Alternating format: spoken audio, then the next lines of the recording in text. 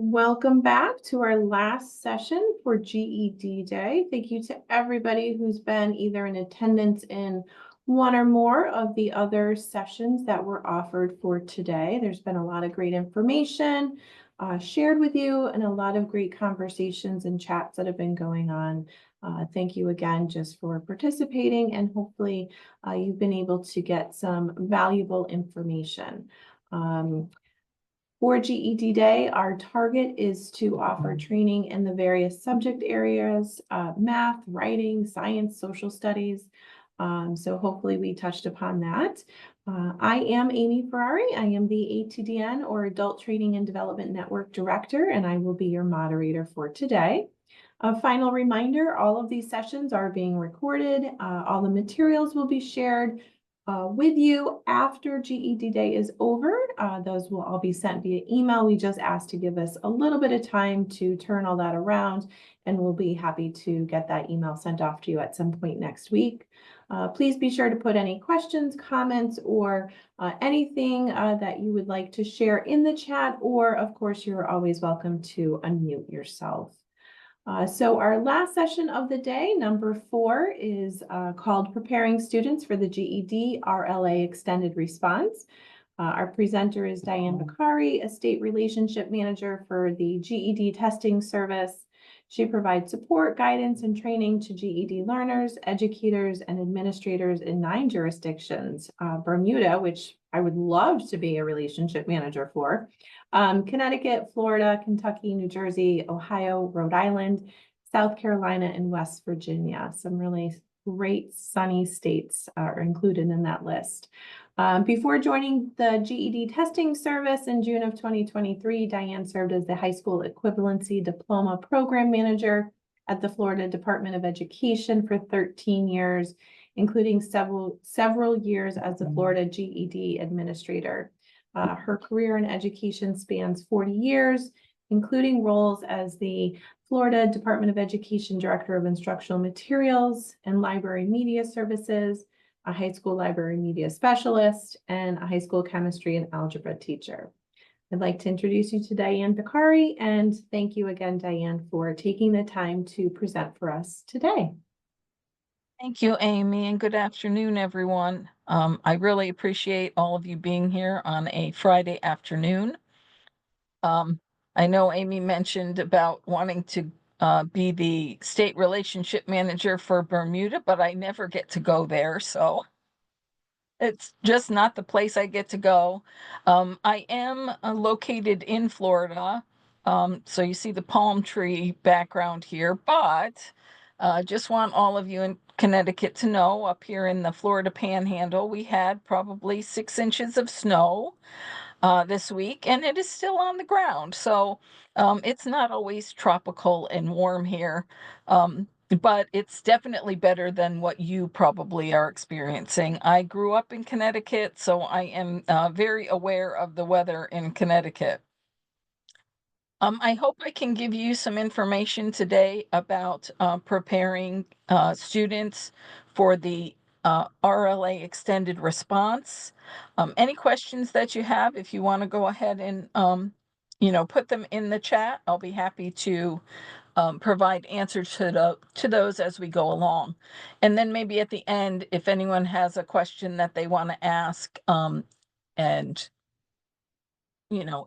actually verbally, you can do that as well. Let's see here if I can get this to work again. Here we go. All right, what I hope to do in this session for you is to review some of the myths and facts about the extended response, and hopefully identify some essential elements of an effective extended response. And I'm going to review some resources with you as well that we have available, not just for extended response, but some other things as well. All right, so let's get started here.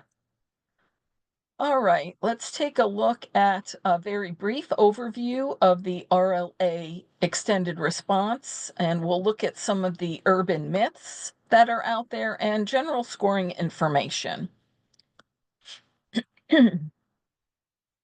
I'm gonna just shut my video off because I tend to have some issues with it sometimes. So I'm gonna shut it off, you watching me, but I'll keep talking.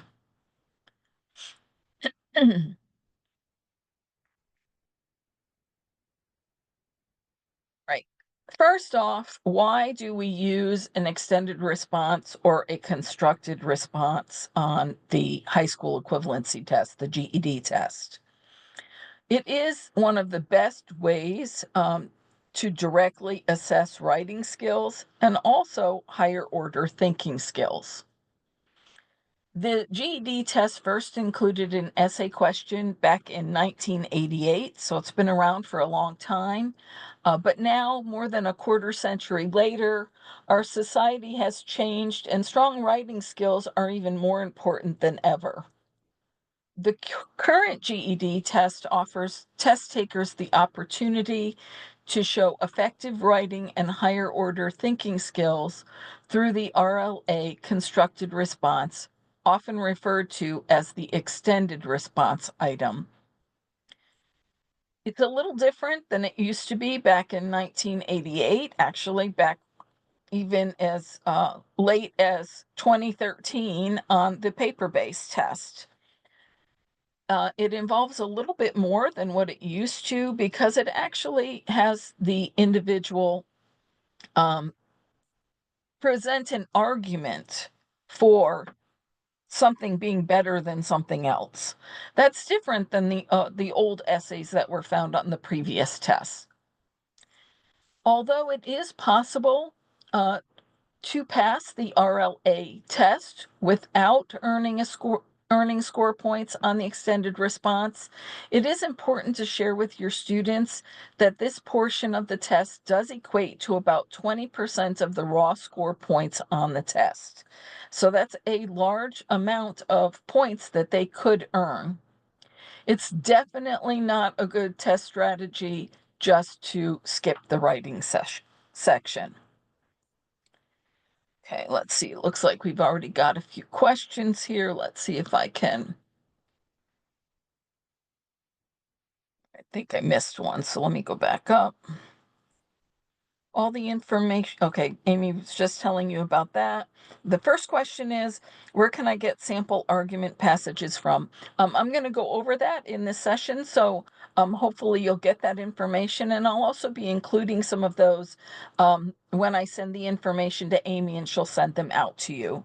So you'll get that information for sure, but they are available out on our website. But I'll show you where to find them.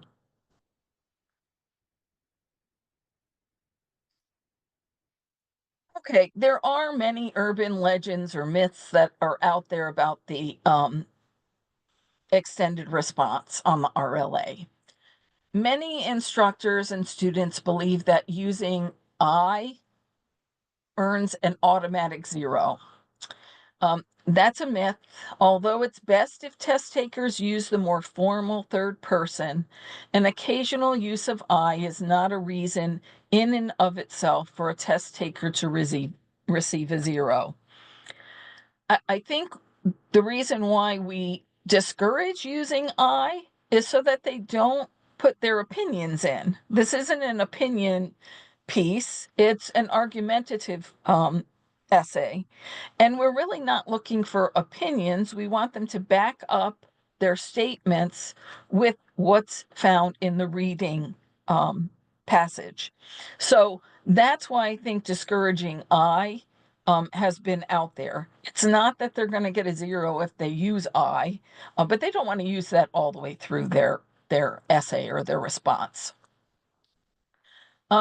Remember that there is what is called a scoreable 0. And I'm going to show you that a little bit later.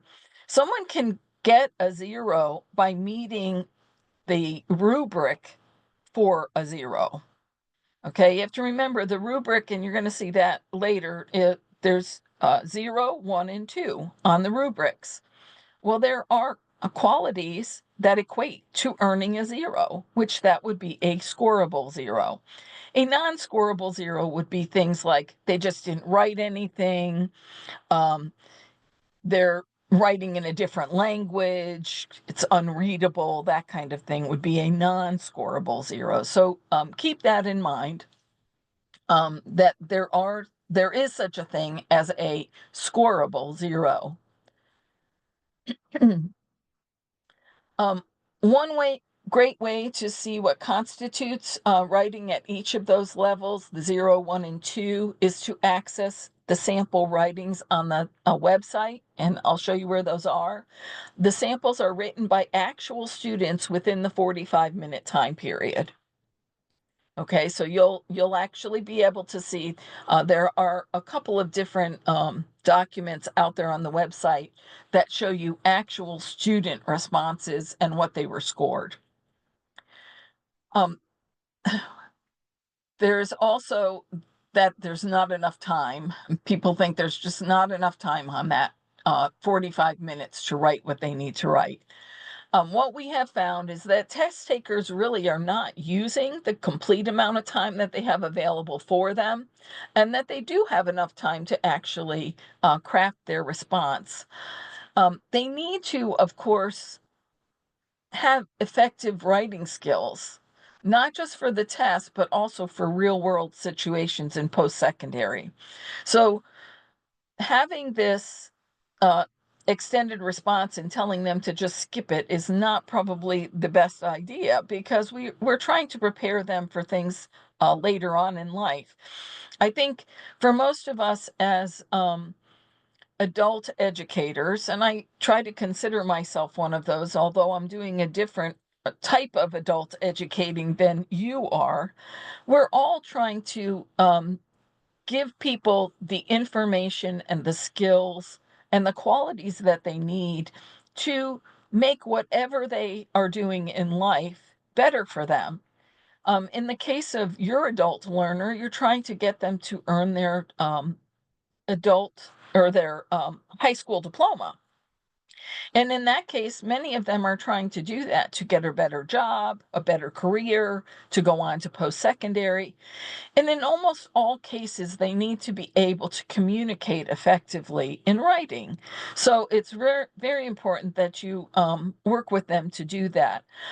I think besides the writing of an argumentative task, I think it's really good for us to teach them how to um, read a document and look at what is important in that reading passage and be able to decipher and make decisions for themselves based on that.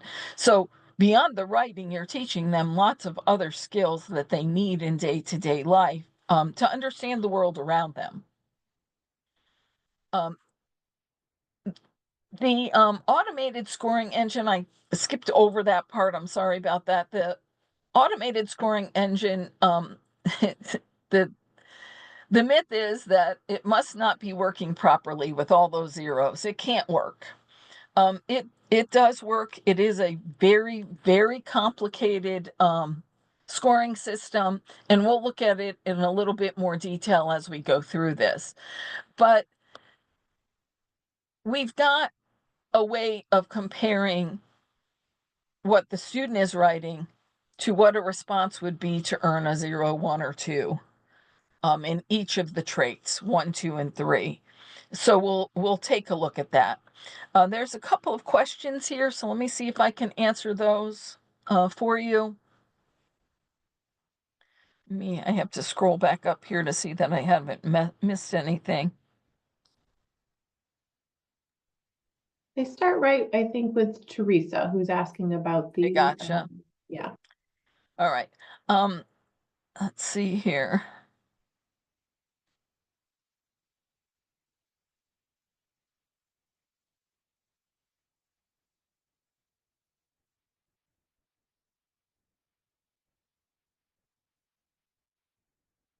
Okay, she wants me to speak to, why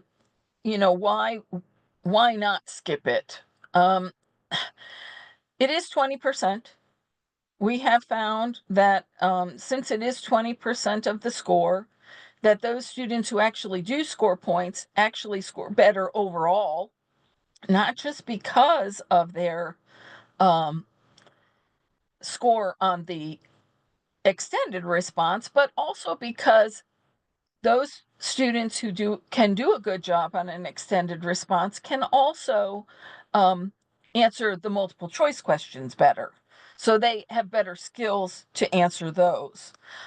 So I would not encourage anyone to skip that.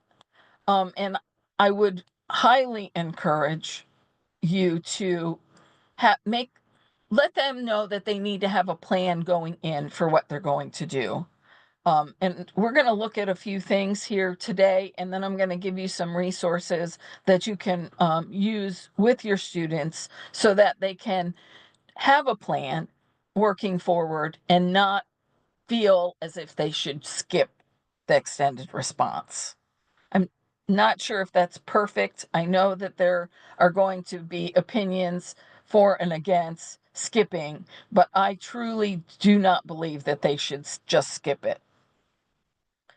All right, we're going to look at the number of points that can be earned as we get through this. We're going to look at the purpose of a scoreable zero as well. So I'm going to hold off on answering those questions. Let's see here.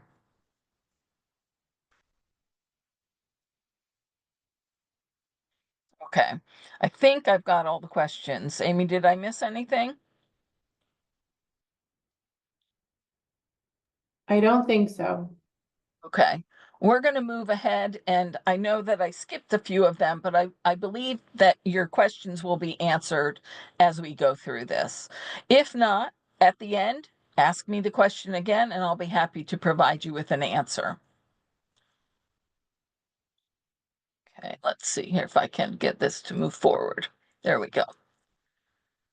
A few other myths and legends are that nobody earns any points on the extended response. Of course, that is false. And as I mentioned, students who receive higher scores on their extended response also end up earning a higher score on the RLA overall. And it's not just because of that 20%.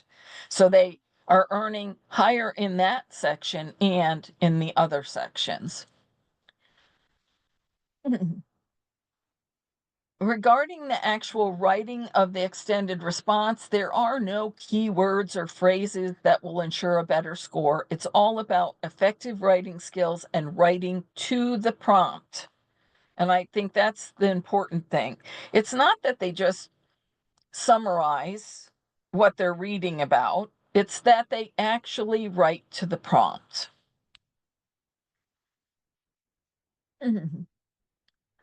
From studies that have been completed with actual students, 45 minutes does provide enough time for them to for the writer to read, plan, and write their response. And as I said earlier, it's really all about whether they have a process that they use for these extended responses. It's really not a surprise what the type of prompt is going to be. We know it's going to be an argumentative prompt. So if they practice enough and they get a specific type of process in place for close reading, planning, writing, and revising, then they can generally earn some points. I wouldn't necessarily say that, everyone is going to receive the total number of points for each of the traits, but you should encourage them to at least try to score a 1 in each of the traits. Although they could, if you have a really good writer, a 2 would be great. Excuse me. The other thing is test takers should already be familiar with those instructions. So make sure that they have the information that's accessible on our website to do that. And there are numerous resources, including videos, handouts, writing samples that can be accessed by both you as an educator and also by the students. Says, is it a total of 6 or 7? The maximum in each of the 3 traits is 2, so the total would be 6. And then the raw score, for the raw score, that number is doubled. And then, of course, it's a scaled score overall for the test. Um, it is often difficult to tell students that there's not a right answer. They're usually given a choice. They're asked to pick, the best response and to analyze and evaluate which side was better supported and why. And that's why I said earlier, it's not just about summarizing. Okay. They read the passages, they have to choose which one they believe is better supported and why, and then they need to explain why they feel that way.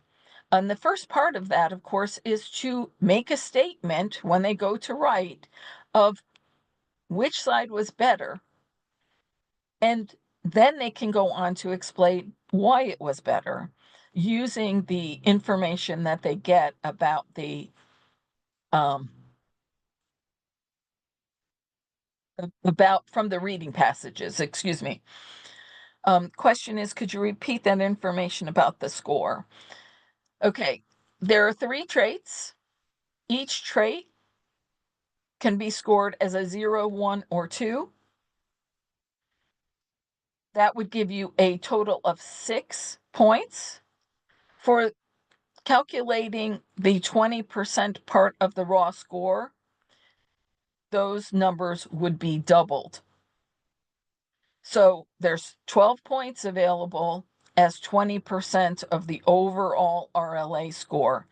Keep in mind that we're not looking at, and this always becomes difficult as well to explain, but for those of you who want all of the information about the test and how it's scored, I can send you a link to the test specifications, which will actually give you how um, the test is scored overall. It's not like, they have this many questions and each question is given a point value. It's a scaled score. Okay. It's scaled in such a way so that every time the RLA score is produced for that same person, even on a different form, they should get the same score. Okay, so um, it's not something I feel comfortable explaining because I'm not a testing specialist or, a psychometrician that does all of those things. But I can point you to the test specifications document. So if you want to email me, I would be happy to do that. My email address will be on the last slide. Okay, let's see here. You see that I went through everything on this slide. Um, the last one on here, that urban legend always gets me. They think that there has to be a right answer, and we're just not admitting that there's a right answer. There's no right answer to this as long as the individual is able to analyze and evaluate which side was better supported and why, and they write clearly about that, they can earn some points from that.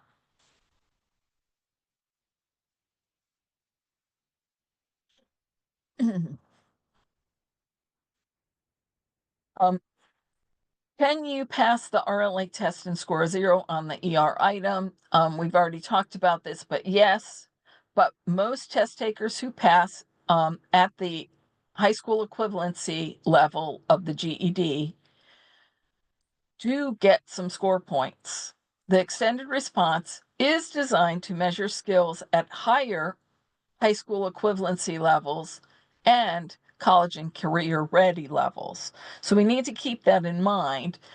Someone who, scores at the high school equivalency level would mean that they might get, ones, maybe a 2 in one of the traits, a 1 in a trait, and maybe a 0 on a trait. But they're going to be earning some points for that. Many test takers still don't understand what the task is for the extended response. Many of them think that if they just write a summary of what they read clearly, that that's all they have to do. And that's not the case. Um, you really want to just strive to have your students scoring above a 0. If you can get them to do that, in many cases, some of them will even get 2s in addition to some 1s. So keep that in mind.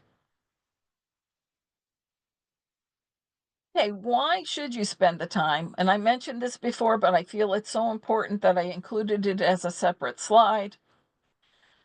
Writing skills are one of the critical differentiators of long-term success. If we're just trying to get them to earn their high school diploma and that's our only goal, then no, maybe you don't want to teach their uh, writing skills. But I don't think any of us is in the business of adult education um, without wanting our students to go further.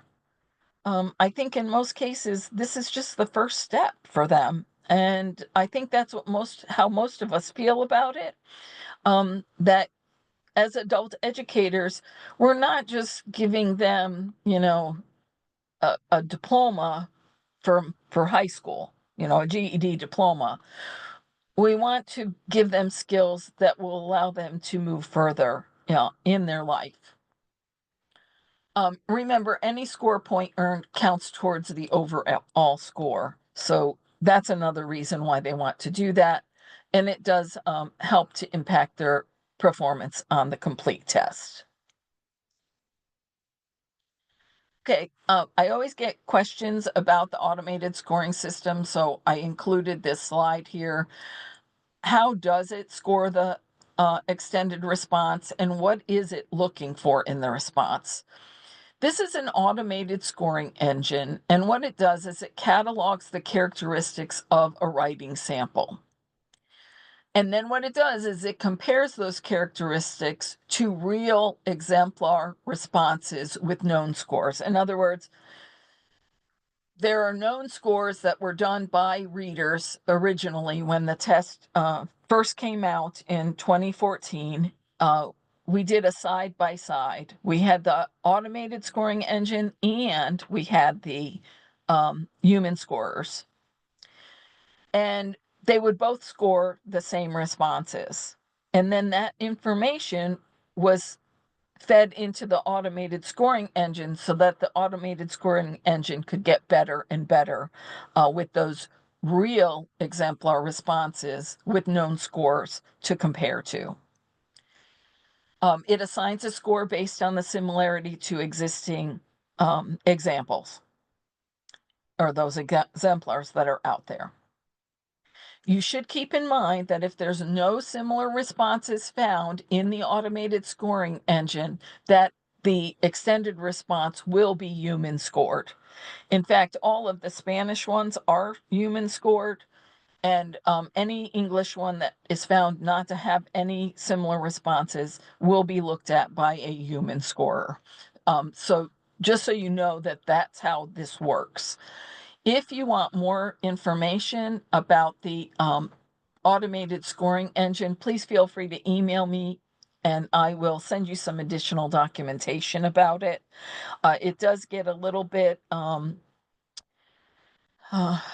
overwhelming to look at sometimes because there's psychometricians that have been involved with this and all kinds of different computer technology is involved. But I'm more than happy to share the information that we have with you. I did put at the bottom of this screen um, links to the extended response resource guides, which actually have the actual student responses for these two particular examples. There's one that involves daylight savings time and one that involves taxation and revenue. Both of them are posted out on our website and they're available for you to use for your use and also with your students. And there are actual student responses provided in those documents. So when you get these slides, you'll be able to click directly on those and see what they look like. Here it is again. I'm not going to read it to you again, but I thought that if I put it up here numerous times, you'd get the idea that I really think that this is important for us to teach our adult learners. Okay, so now that we've looked at some of the myths and some of the things you may have heard or that get spread around as urban myths, let's take a look at what is effective in tackling this extended response. First off, they must apply critical thinking and reasoning skills to the task using effective close reading skills. So that means that we have to teach them how to be effective close readers. I'm not going to get into that completely here, but I know we have some webinars available out on our website in our professional development series called Tuesdays for Teachers. And those webinars are available to you at any time. And they've been, saved since way back in 2014 when we first started this. So if you want some more information about how to teach effective close reading, we do have some information and professional development available out on the website for you. And I'll show you at the end how to find those.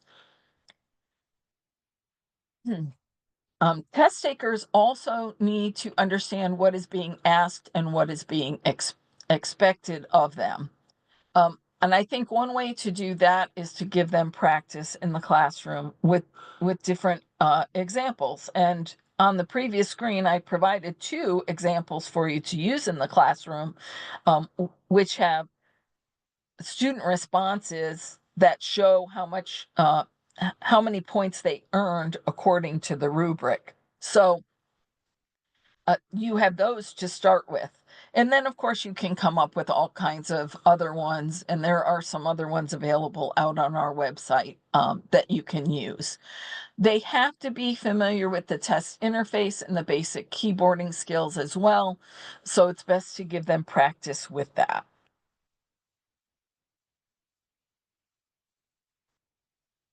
Okay, what does text-based writing require?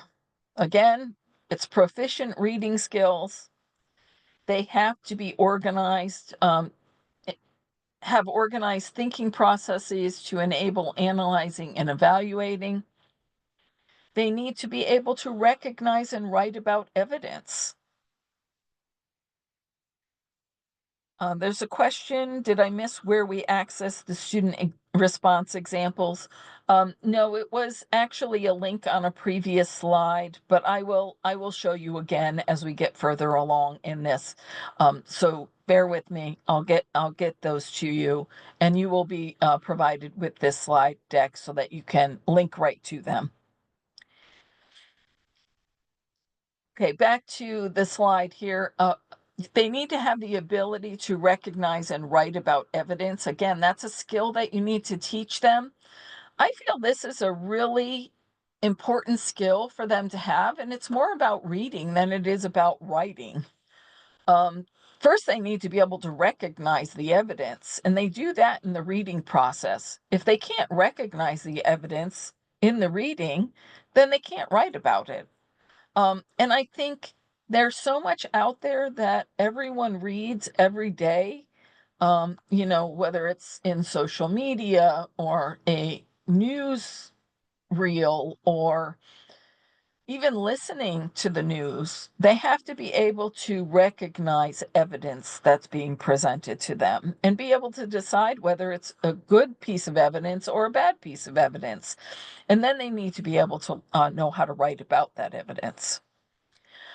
They do need a routine or an effective habit that becomes a go-to so that when they are ready for that 45 minutes of writing and reading, On the extended response, they're ready to go. They know exactly what to do. And that means that they need to have sufficient practice.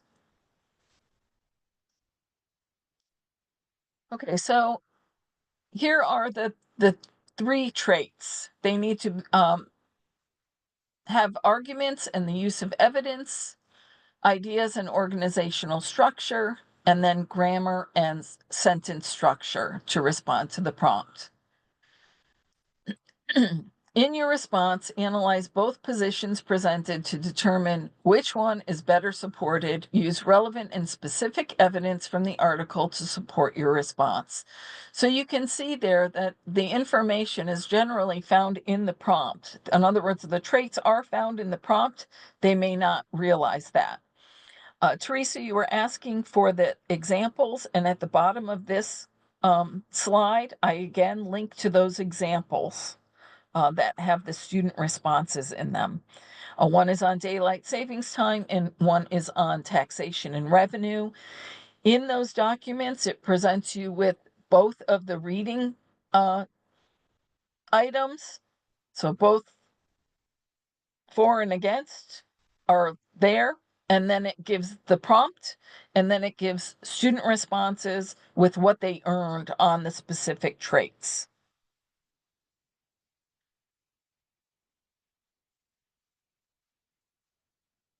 All right, so these are the areas that are actually being assessed by the RLA extended response task. They need to be able to closely read text that is more complex and greater in length. It's usually two different passages that they are reading. They have to determine what is explicitly stated. They have to draw specific comparison between those two texts. And then they have to distinguish between valid and faulty arguments that are presented in the text. They need to be able to distinguish between both supported and unsupported claims. You know, we can make a claim in a reading passage, but it may not be supported. And they need to be able to make logical inferences based on evidence, draw relevant and sufficient evidence from the text. So there's a lot going on here. And this is why I think I always come back to I get teachers who tell me this, I get students who tell me this. I write clearly.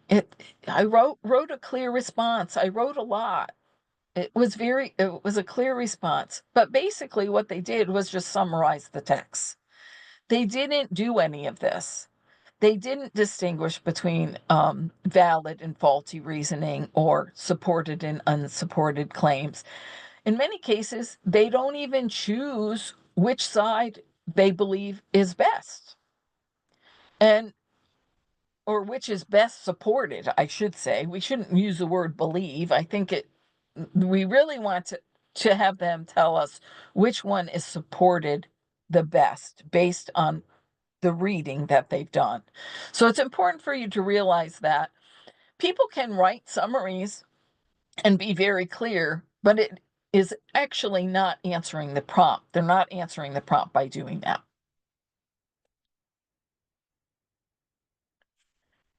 Hmm. All right, let's take a look at what we found here with test taker performance. This is going to show you a little bit of the research um, that has been conducted by GED Testing Service, and that please know that longitudinal research continues to take place. Right. So what does the research say about students continuing to struggle? Test takers do not use a process for writing. Erasable noteboards that they're given are often not used to develop an outline or writing plan. Instead, the test takers free write without clear focus for the writing task. The lack of structured approach to the task results in less effective writing skills. Often the students do not write enough to be scored. In other words, maybe they write 2 sentences, 3 sentences, and that's all that's there. How can we score that writing sample for organization and development or for the ability to craft effective sentences if they only write one or two sentences. Excuse me. To adequately answer the prompt and to show effective writing skills, the writing samples must be adequate in length.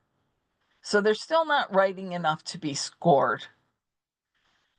Although, as educators, we often worry about our students not having enough time to write, the research has shown that test takers often do not use the entire time. It's really easy to look at that and study that on a computer-based test because it's easy to see when they've stopped that particular section.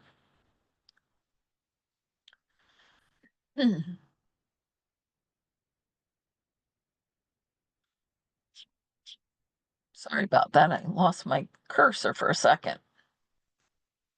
Okay, let's take a look at what earns points. I think that's what most of you want to know. Diane, you do have a question in the chat Oh, okay. regarding extended response. Thank you. Thank you. Yes.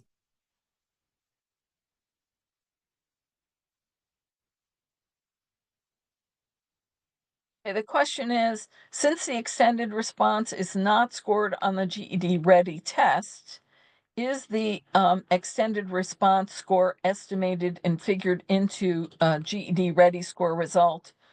Or would the student score be higher if it were scored? I believe they figured that in. So what they're doing is they're thinking, okay, they've scored this on the multiple choice. They'll probably score, this number of points on the extended response. So you're right. It's the responsibility of you as an educator to help score those extended response on the GED Ready test for them. And we've got information available out on our website that actually helps you to score the extended response from the students on the GED Ready test. So that is available for you out on the website. And again, I put all the resources at the end, so we'll get to them. Although you do notice at the bottom of most of these slides, I do have a link available for you that will take you to something that you could use with your students. Like on this particular slide, we're looking at test taking tips for the extended response. And I've got a link to the quick tips document that we have on our website for you in addition to what's on the screen here. You can't use this 45 minutes that's available for any other part of the test. So it's best to tell them to go ahead and use the 45 minutes to complete the extended response. They need to start out by closely reading the prompt and the source text, and then they need to analyze and evaluate the evidence before determining their claim. In other words, which one of the two do they feel best presents the information? Before they decide that, they've got to read everything and look at the evidence clearly. They want to use their writing routines to draft an effective response. And they want to practice using the highlighting tool and the erasable note boards for planning. And if you don't have, erasable note boards in your classrooms for use, what I had done in the past is just to take some white paper and get them laminated and just use them over and over again. So you can make your own erasable note boards for the classroom if you need them. They need to plan their time appropriately, use the entire 45 minutes, maybe spend 10 to 15 minutes reading and planning, and save 4 to 5 minutes to proofread at the end. So try to have them use the whole time appropriately, and that way they're not, just writing one paragraph and then there's not enough there because they don't know how to plan and put all the things together.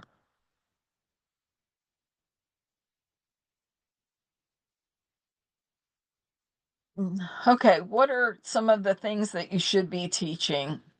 Writing about what is read. The summarizing writing is always good to do, but remember that just summarizing isn't going to be what is looked for on the extended response. You want to use a plan, some kind of graphic organizer and outline, and have the students get really familiar with using that. That way they can organize their information from the reading and then start writing about it. You want to bring good grammar to the writing task. So, of course, that's part of any good written response is having good grammar. And you want to also make sure that they are answering the question that is asked. I think of anything that I've learned about the extended response over my years with at GED testing service and also as GED administrator is they have to answer that question. If they don't, then they're just summarizing. They're not doing anything else. The expectations for the constructed response is that, and I've got at the bottom here, I just want you to know there's guidelines that you can provide to testers, and that's the link to it at the bottom of the page there. It's an actual handout that you can provide to them. When they write, they should determine which position presented in the passage is better supported by evidence from that passage. That's always going to be what the prompt is going to ask them for. Explain why that position is the one that you chose to be better supported. Why was it better supported? What did you read in that passage that made it better supported? Remember that the better supported position is not necessarily the position you agree with. And I think that's the hard part for students as well, is they want to pick the one that they agree with, but that's not always the one that is the better supported position from the reading samples that have been provided. You want to defend your assertions with multiple pieces of evidence from the passage, and you want to build main points thoroughly. Um, I do want to go back to the not necessarily choosing the position you agree with. At the earlier slides that I presented to you, I said, there's really no right or wrong answer, and that is true. But I think it's easier to write a good response about the position that is actually better supported and not the position that you agree with. Now, could it be done? Sure. It could be that you have a really good writer and they want to pick the position they agree with, even though you might think that it's not the better supported one. But if they can present why it's better supported in their response, then they can earn points from that. So there truly isn't one or the other that's better supported. They need to choose the one that is better supported so that they can write that in their response.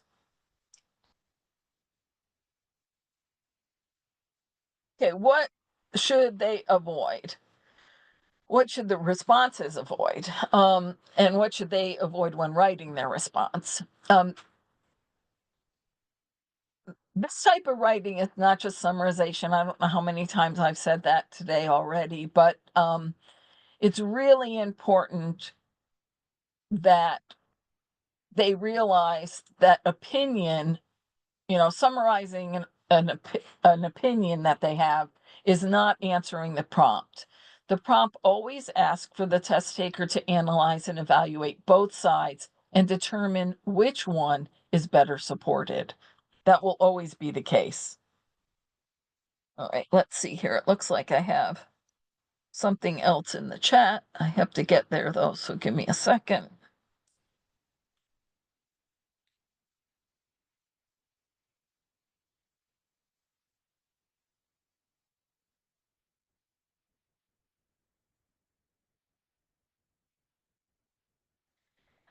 I don't know about the there's not really a question here, but it does say something about it being sent to Puerto Rico or something of that sort. I don't know the answer to that. We have Spanish scorers that are reading those. I don't necessarily think that they are sent to Puerto Rico. We've got a lot of Spanish speakers here in the States that could do the reading for us as well. It would be beneficial for a GED score, the RLA, to meet virtually with the student. Yeah, I don't see that happening. You have to remember that we're looking at a way to um, the automated scoring is going to look for those responses that match. I know that, yeah, there could always be things added here to give more feedback. I think we've come a long way in giving feedback. It's still not perfect, but I think that some of these things that are being mentioned here would be, really expensive to do, which would mean the test price would have to go up because you're getting a lot of other people involved. I think what we're hoping is that by you attending a session maybe like this and looking at some of our other professional development that we have out there for how to teach close reading and some of these other skills that they need, they would that you would help your students to get to that point. Remember, it's not the essay is not a standalone test. It is part of the RLA test. So we'd like to see them scoring above a 0, of course. And we haven't gotten to this yet, me showing you, that there are scoreable 0 traits. And why they chose to do it that way, I don't know the answer to that off the top of my head, but I'm sure I could get that information.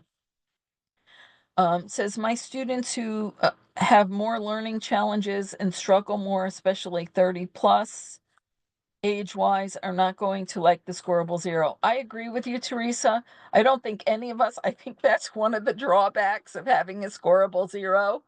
Um, None of us likes a score. I don't like a scoreable 0. It doesn't sound like any of you like a scoreable 0, but I wasn't the test designer. I'm not a test professional psychometrician. Um, but I agree with you in some sense that I wish they would have made the scoreable parts, maybe 1, 2, 3 instead of 0, 1, 2. Either way, it's a very small rubric. There's when you're only looking at 3 score values, a score of a 0, 1, or 2 for each trait, it's a very small score um, range to look at. So I do agree with you. I think it is hard to explain that even though you wrote something and it met some of the response for the 0, scoreable 0, and you don't get any points for it. So I get that. I think we all struggle with that. So I'm sorry about that, but it is the way that the test was designed. Let's see here. Responses should not include personal information or be written in the first person. We mentioned this earlier. I think more than anything, writing in the first person leads to opinions rather than uh, supporting the response with evidence. What earns points going beyond merely stating which side is better supported? Okay, so they can do that in the first sentence of their response, but then they need to include why it's better supported. Doing more than just using quotations, in other words, just pulling information and copying the information out of the written or the reading material isn't going to be enough. You can use some quotations, but they still need to say why that material makes it better supported. It needs to be analyzed in some way. Um, This really requires that the test taker connects back to the evidence back to the claim. Um, and I think that goes back to the close reading aspect. They need to pick out whether evidence is good evidence or not, whether the evidence is supported by something, whether it is, you know, has some basis for being good evidence.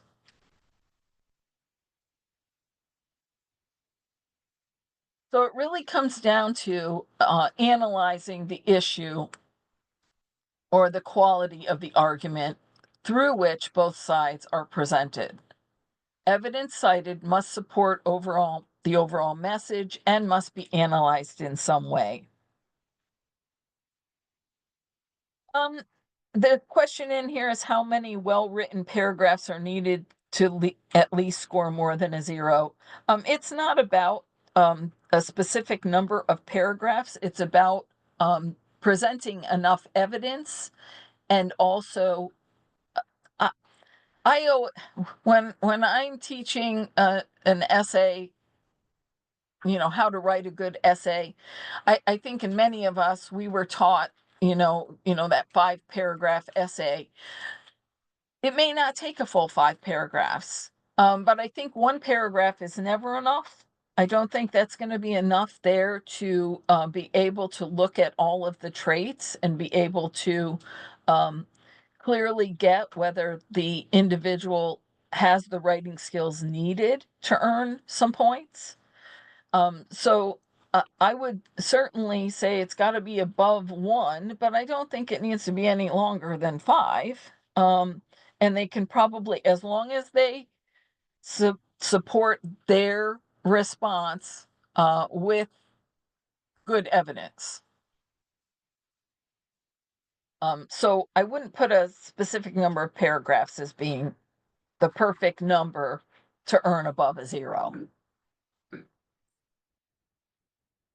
Okay. Let me just go back to, what earns points here. It's not just about listing evidence, it's about analyzing the issue or the quality of the arguments through which both sides are presented. Evidence that test takers cite must support the message and must connect in some way to that claim. They must be able to engage with the text. They have to be able to read and look at the text and pick out evidence, and then create a text-based, not a personal argument. Remember, there's no one right answer. We've said that over and over again here today. Um, the test taker needs to analyze and evaluate the evidence in order to determine which side is better supported. So again, I when I look at this, in order to be able to write a good response, they need to be able to pick the evidence out of the good evidence, the good supporting evidence, from the reading passages. So in many cases, it may be that your students can write clearly, but they are unable to select the evidence that is going to show that it's better supported. So it may be that they need better reading skills in order to write an argumentative response. Okay, here's the information about a scoreable 0. All right, this is from the RLA extended response rubric, and this is trait 1. Remember, we said there are 3 traits. If you look at this, you can see I've outlined in red here the scoreable 0. Okay, so I'll give you a minute to take a look at it. But you see, there's 3 bullet points there. So and remember, when we're looking at the rubric here, to earn a 2, we're looking for the first 3 bullets. To score a 1, we're looking at the next 3 bullets. To score a scoreable 0, we've got the last 3 bullets. And then, of course, there are non-scoreable responses, and I included that on the screen as well. For each trait, there are scores of 0, 1, and 2, and it gives you a description of what we're looking for in the response for that particular score. I do want to point out to you that in addition to having these rubrics available for you, we also have a scoring tool that you can use. And I'll show you where you can find that. And we have a whole webinar available for you to watch on how to use that scoring tool available out on our website. So if you want to learn how to score their written responses so that you can help your students, and I always think it's not a bad idea to let them um, score each other's, it could do that. Question from Teresa on the student score report for the GED. Does it tell them if it is a scoreable 0?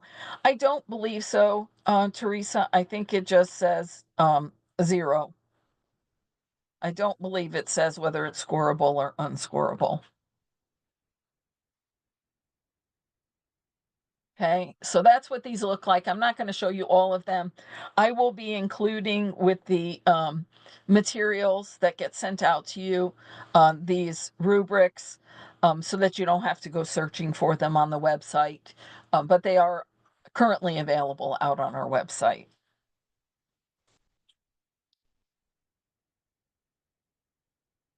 Let me check my time here. It looks like I have about 30 minutes left. I probably will not get through all of this, but you will get all of the slides and you can always reach out to me with questions. There are some simple techniques to improve scores. You can expose your students to a structured approach. Here's, you asked about paragraphs, but we estimate three to 500 words is a better complete response than just one short paragraph. They need to be able to provide commentary on the evidence, explain the why, and they need to develop 2 or 3 ideas fully rather than mention a lot of things without detail. And then leave 5 minutes at the end for proofreading. So again, I go back to what we were taught. What I was taught when I was in high school was a 5-paragraph essay. First paragraph, you state, your thesis statement. The last paragraph was used to restate that, summarize what you said. And then those 3 main ideas were the 3 paragraphs in the middle. So that still is here, although you don't have to teach it that way. It isn't a steadfast rule that it has to be a 5-paragraph essay. Here's a simple structure. You have a beginning, middle, and end. Again, if you think of your 5-paragraph essay, it's the same idea. I have included a link at the bottom of this slide where you can find a workbook that explains what students need to know about the extended response. And it's a workbook for you. And that's where this graphic came from. So there'll be some more information in there for you about that.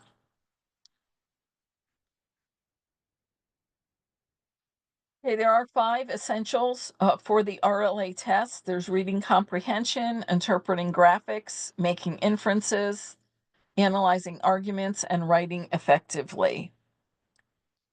So it's not all about the writing. You have all 4 things before you can actually get to the writing. I'm just going to run through these very quickly so we can get to some resources. There's reading comprehension. There's before reading, during reading, and after reading. I think most of you know that they have to have these reading skills before they can write clearly. They need to be able to interpret any graphs. I don't believe that there's a lot of graphics on the extended response, but graphics are presented on the multiple choice section. There's all kinds of visuals that they need to be able to work through. Here's just some information about generating interactions between schemata and texts that I thought you might want to see about graphics. They need to be able to make inferences.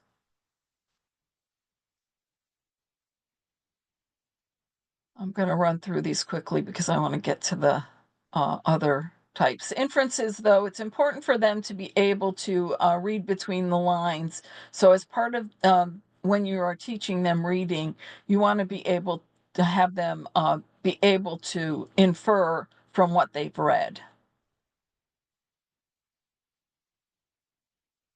Remember that inference is process driven. You want to use active reading skills beyond just the basics. You want to engage with the text, questioning, thinking critically, making connections. This is where reading is so important in the extended response because they have to be able to look at that evidence. Then they have to analyze those arguments, and that's really what they're doing when they present their extended response in their essay. They need to know the difference between opinion and argument. Here's some opinions versus some arguments.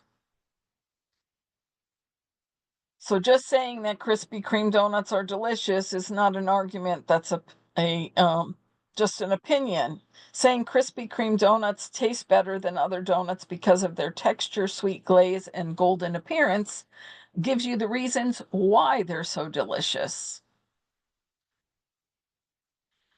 Here is a graphic organizer that you can use to help your students. And again, I will include this. I believe I have a copy of the workbook that I can include so that you don't have to go searching for it. But if you don't already have a graphic organizer that you use, this Both Sides Now does work very well. And then, of course, they have to write effectively by planning, organizing, drafting and writing, and then edit and revising. And you might say, uh-oh, that's a lot to do in 45 minutes. But remember, they're not using their whole 45 minutes based on what we can see on their tests. So they need to have a plan to do this. Again, I've included that workbook. It gives you a lot of the graphic organizers and other things that I presented here today. All right, some of the resources that we have available to you. The electronic scoring tool is one of them. You can find it by going to the educators and admins section at GED.com. So you would go to GED.com, and then I've circled it for you in the upper right-hand corner, and it will be found in the classroom materials section, and I link directly to that in this slide for you. But here's where you would find it. You go to classroom materials in that drop down under educators, and you choose free classroom materials. Here's where you'll find these things. You'll see that there are extended response quick tips, the scoring tools. That's the one I'm talking about here, is that scoring tool that you can use in your classroom to help you score a response that a student has made to an extended response. There are some practice items available, and notice here they are both available in English and in Spanish, and there is a poster available that you can download and print.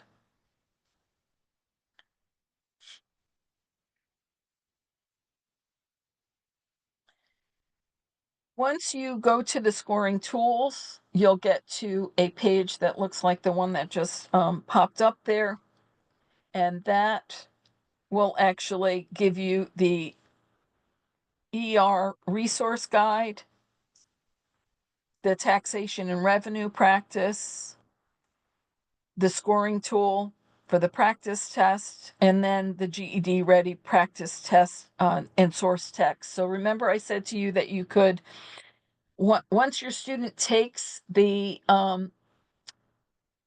GED ready, and they have their response written for the extended response. You could score it using that GED ready practice test, extended response, and source text document that's available here. And again, they're available in English and in Spanish.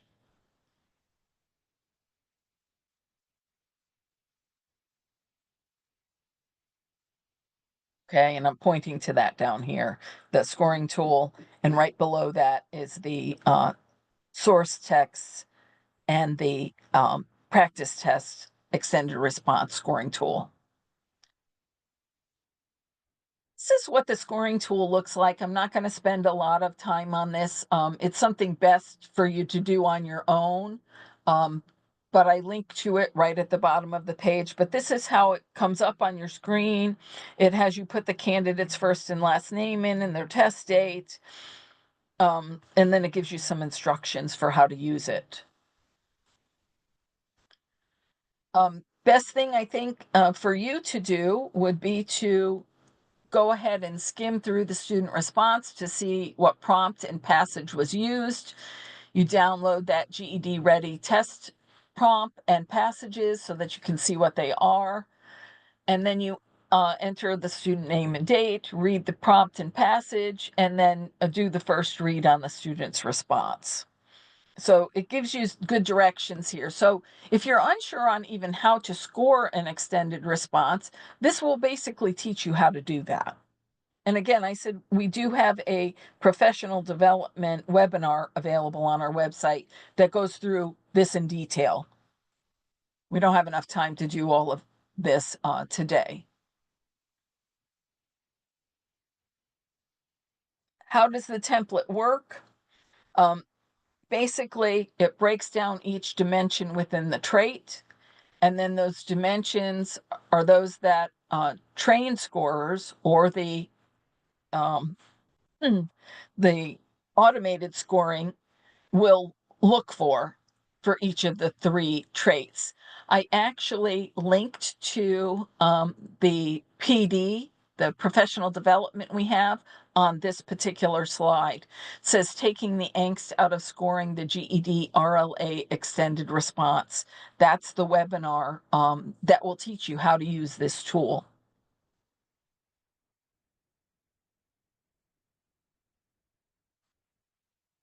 This is more information about using the scoring tool.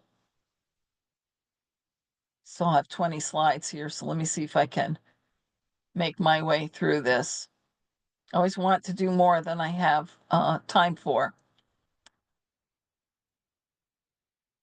But you'll get these slides and you'll be able to look them over.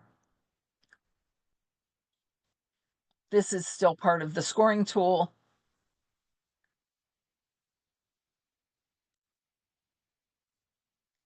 And then at the end, it will give you a response on what you should be scoring using the rubrics. So it's kind of a way to break down those rubrics and give you a little bit better way of determining how you should score for each of the traits.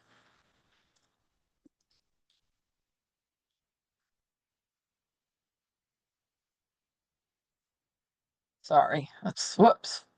Okay, what other resources do we have out there for you? Or what other things could you be looking at? These are not actually ours, but they have good information. The internet is a great resource for a wide range of nonfiction material that you can use for students to read and write about. You can engage your students through these materials that are current and relevant and most of all interesting. So on this screen, you'll see different websites, so you can go out and Google search them and find all kinds of reading materials for your students. Here's some other free professional development that we offer. Here's the one to close reading in the first box, and then the second box is the scoring tool and how to use that scoring tool. But there are all kinds of things available out there. There's a one that's called What Students Need to Know for the GED Extended Response.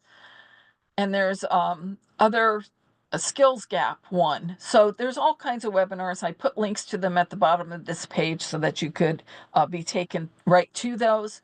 I really suggest to if you're looking to improve your skills in scoring extended response, or you want to know exactly what students need to do, this is where you want to go. It'll give you more in detail responses or information about that. Again, you find these things at the educators and admins at GED.com. I also wanted to point out to you that in addition to all the extended response information that we have out there, there are things for all subject areas of the test. And we have all of these teaching resources available. What's highlighted right underneath where it says what's available is the actual menu items that are available. And then I broke down so you could see on the screen all the different things that we have available to you. Under the administrators tab, if you were to click on administration policies on that page, you would see the technical specifications for the test. That would be where you would find the information about how the test is scored and that kind of thing. It's a very long document and it's very detailed for those people who really want to get down into the details of how the test was made and how it's scored. And that was under administration policies. You'll see the technical manual there.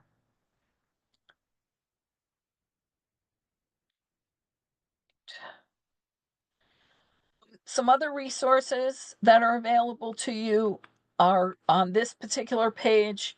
If we were meeting in person, I would have educators' handbooks to hand out to you, but you can download that at our website. The other one I want to mention is our Learning Preferences ebook that's available to you.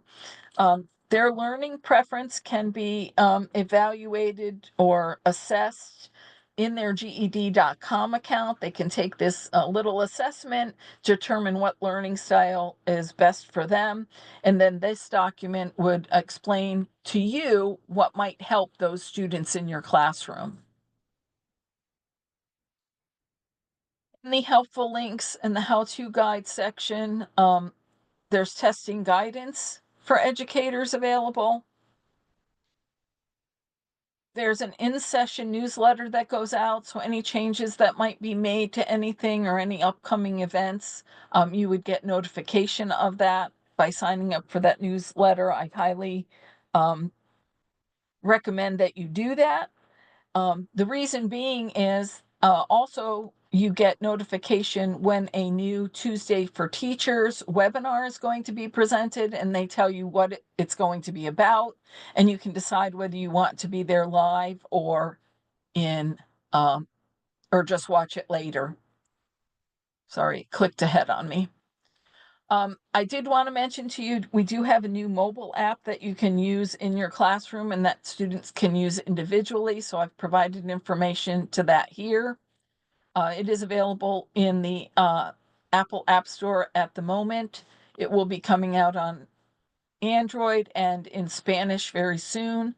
And we also have a flyer for you with some tips for using it in your classroom. And we're always interested in finding out how you use these tools in your classroom. So please feel free to reach out and share with me any way that you use the app in your classroom or any other resource. Already mentioned the future plans. Few upcoming events that we have. Our virtual graduation is held every May. The date has not been announced yet, but that will come out in the in-session newsletter. If you want to check out what we did for Grad Day 2024, I've included a link on this slide for you. It's something good that lets students celebrate their successes in a different way, and it's in a virtual platform. You may hold a local graduation, but maybe they can't make it, or maybe they want to do both virtual and in person. like to invite you to the annual conference that we have. This year it's going to be in Chicago, August 4th through 6th.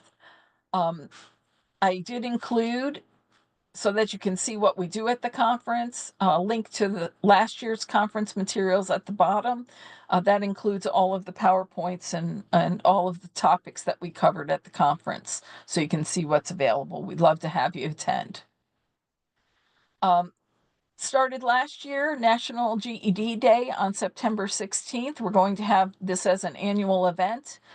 We hope that you can plan for your National GED Day by taking a look at some of the things that we had available for suggestions for activities.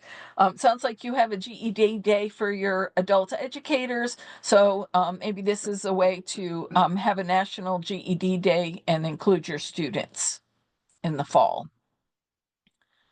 All right, I think I made it to the end, and I've got, 9 minutes left.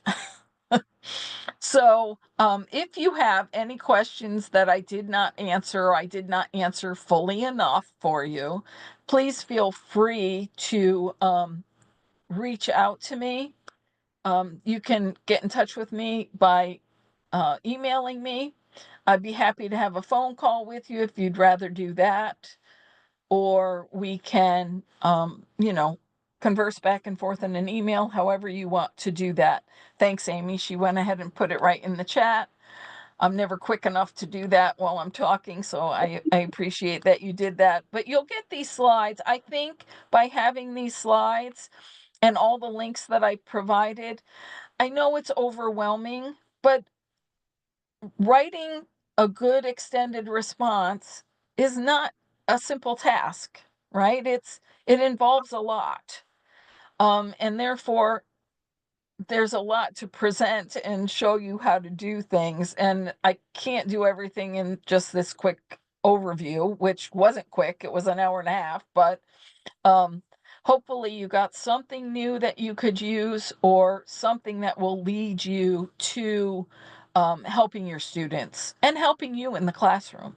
So I thank you all very much for your time today. Yes, and we'd like to thank you too, Diane, for spending the time with us. I know it's been a longer day for you. You've presented 2 sessions, but definitely both very packed with a lot of information. Are there any additional questions that anybody has as we round out the end of GED Day? If so, feel free to throw them in the chat or unmute yourself.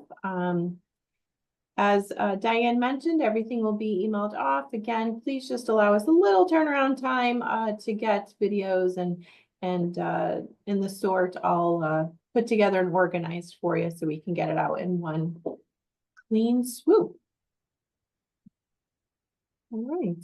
Well, if there are no other questions or anything like that, I do certainly hope everybody has a fantastic weekend. You stay warm. And again, thank you for joining us for GED Day, and thank you for your time, Diane, and all the great information. Thank you for having